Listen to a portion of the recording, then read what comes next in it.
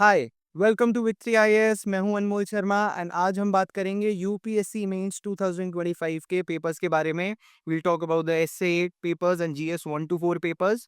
क्या ट्रेंड था, क्या चेंजेस इस बार यूपीएससी लेके आया, कितनी अनप्रिडिक्टेबिलिटी थी और करंट अफेयर्स का क्या एम्फेसिस था एंड सब्जेक्ट वाइज कौन से टॉपिक से क्या पूछा गया एंड मूविंग फॉरवर्ड 2026 के लिए what should be the things that the aspirants should keep in mind.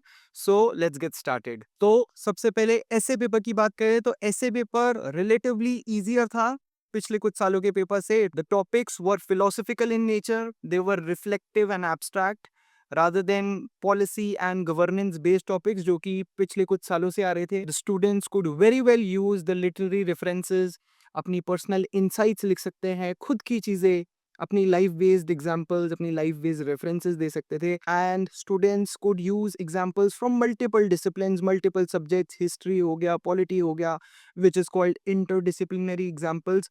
वो यूज़ करके एक काफ़ी अच्छा 125 to 140 मार्क्स के रेंज में स्कोर कर सकते हैं एस्पिरेंट्स इस साल के ऐसे पेपर को देख के। And even though the topics were philosophical in nature but एक सटल वे में करंट अफेयर्स को भी ध्यान रखते हुए ये ऐसे टॉपिक्स दिए गए थे, जैसे कि नॉन वायलेंट डिप्लोमेसी को ध्यान देते हुए there was a question related to war, operation Sindoor में इंडिया का सीज फायर का डिसीजन हो गया, या फिर non violently like India suspending the Indus water treaty with Pakistan, एक नॉन वायलेंट मूव था। एंड इसको ध्यान रखते हुए द ऐसे टॉपिक वाज देयर। ऐसे ही सस्टेनेबिलिटी टॉपिक था that talked about consumerism.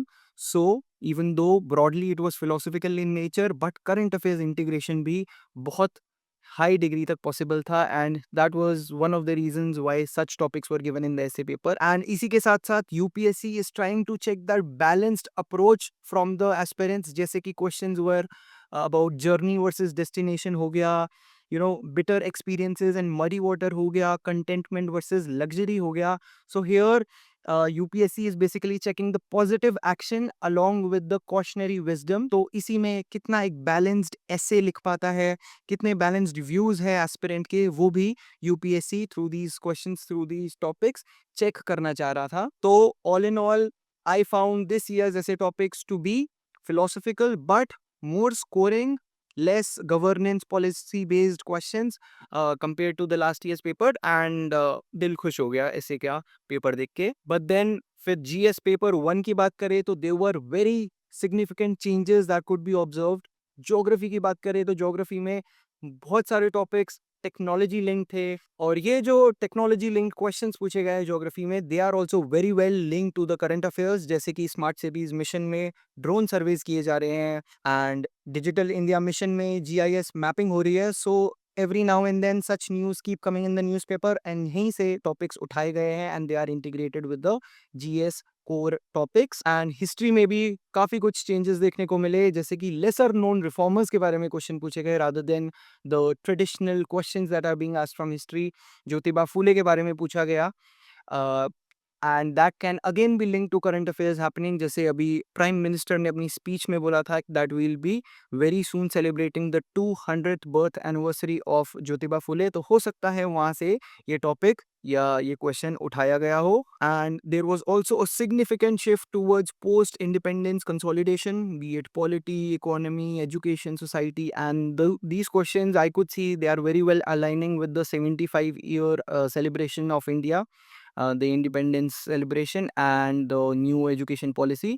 तो इन सब चीज़ों से, करंट हैपनिंग से भी ये क्वेश्चंस लिंक्ड थे। इंडियन सोसाइटी में भी रियल वर्ल्ड इश्यूज पे फोकस था, जैसे कि urban poverty in smart cities, then globalisation, cultural impact, जो कि आज की डेट में बहुत रेलिवेंट है। Every now and then you can see editorials coming from these topics. इन सब आंसर्स के लिए एक बहुत ही मल्टी स्टेक होल्डर एनालिसिस की जरूरत थी, integrating the subject related knowledge with the current affairs, current happenings, examples के साथ आप एक बहुत ही बैलेंस्ड और बहुत ही रिच आंसर लिख सकते थे। एंड जीएस पेपर 2 में तो इससे भी ज़्यादा करंट अफेयर्स लिंकेजेस थे। I could see near about 90% of the paper that was linked to the current happenings, एक पिछले 1-2 साल में क्या डेवलपमेंट्स हुई, पॉलिटिकल डेवलपमेंट्स क्या थी, क्या अमेंडमेंट्स हुए, क्या सुप्रीम कोर्ट रूलिंग्स इन पर्टिकुलर थी, इस सब पे डायरेक्ट क्वेश्चंस पूछे गए थे। एंड कुछ क्वेश्चंस तो बहुत ही पर्टिकुलर हो गए थे, जैसे कि analysis of the corrupt practices under RP 51।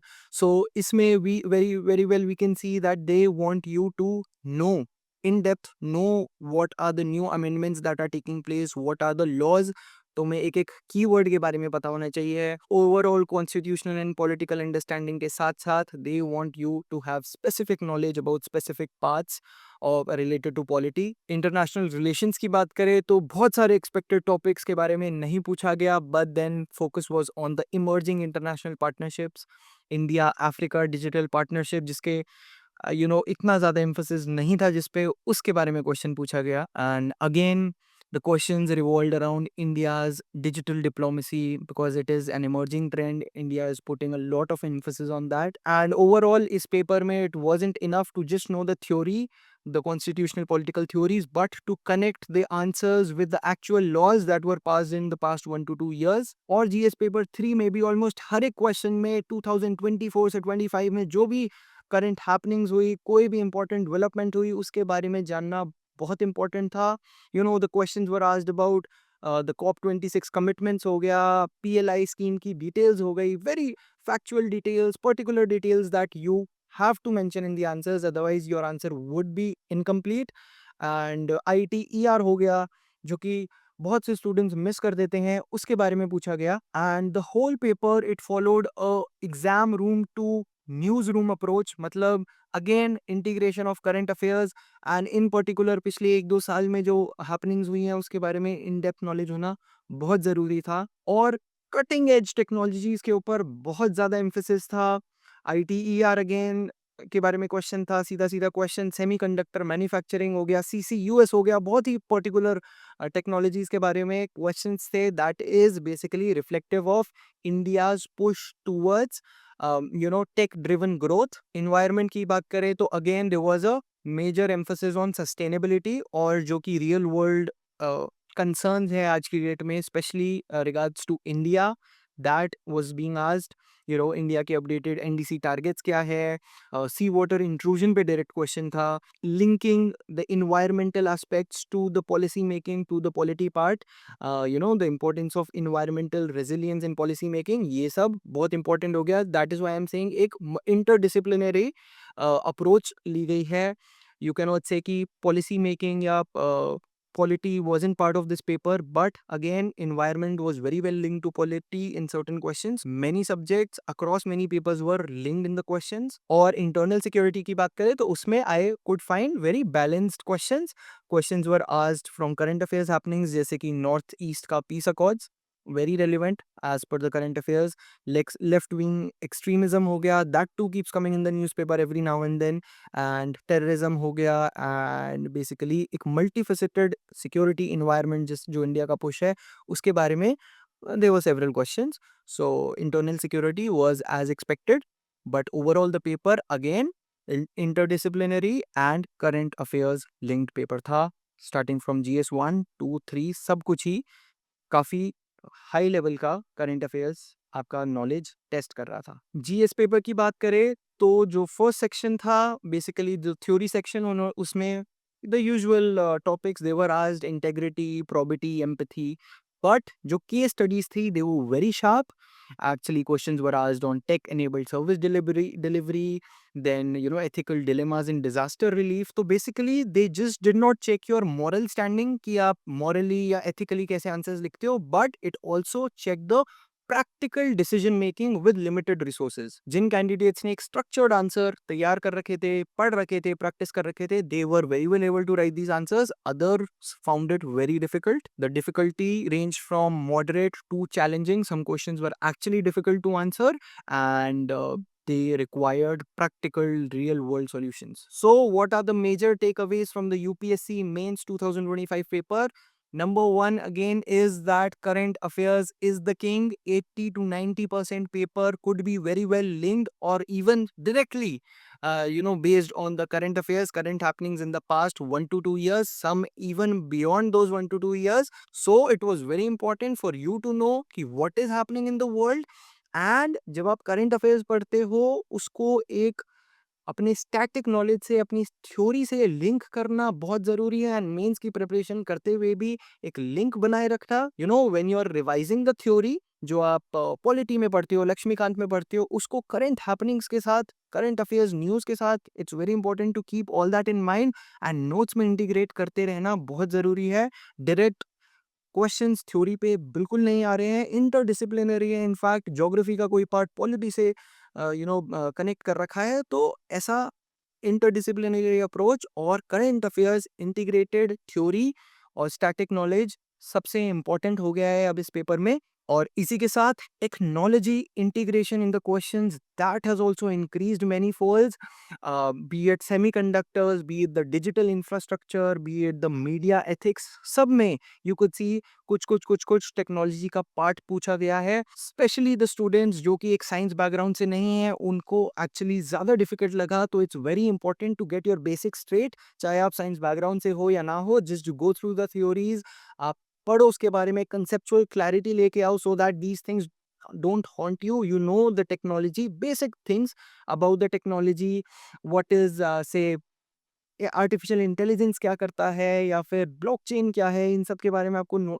जानना बहुत ज़रूरी है, क्योंकि क्वेश्चंस टेक्नोलॉजी हेवी होते जा रहे हैं और क्वेश्चंस में इम्प्लीमेंटेशन पे ज़्यादा जोर था पॉलिसी से ज़्यादा, और क्वेश्चंस में पॉलिसी से ज़्यादा इम्प्लीमेंटेशन पे ज़्यादा ज़ोर था। They just don't want to know कि क्या फीचर्स है, ये स्कीम आई है, इसके क्या फीचर्स है, but they want to know what are the outcomes, what would be the positive outcomes, what would be the negative outcomes of that scheme. तो outcomes हो गया, कैसे इम्प्लीमेंट की जाए वो स्कीम, वो सब हो गया।